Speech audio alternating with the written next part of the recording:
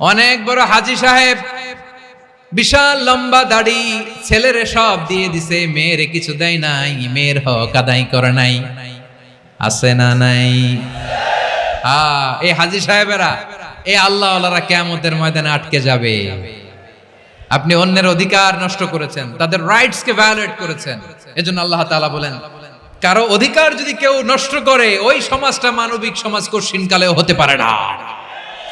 এজন্য 3 নম্বর আল্লাহ বললেন, ওয়া ইতা ইদিল কুরবা, নিকটাত্মীয়দেরকে দাও। কি দিবা? তাদের অধিকার দিয়ে দাও।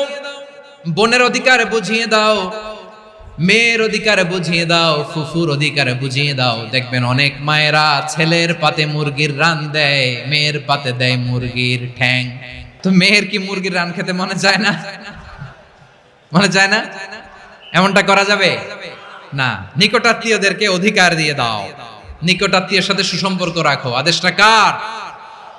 এজন্য প্রিয় ভাইয়েরা, জীবনে যদি বারাকা অর্জন করতে চান, নিকটাত্মীয়দের সাথে সুসম্পর্ক রাখতে হবে, তাদের জন্য উপহার পাঠাতে হবে। বিশ্বনবী বলেন, লা ইয়াদখুলুল জান্নাতা কাতে, যে ব্যক্তি আত্মীয়তার সম্পর্ককে ছিন্ন করে দেয়, সে কঠিন কালেও আল্লাহর জান্নাতে ঢুকবে না।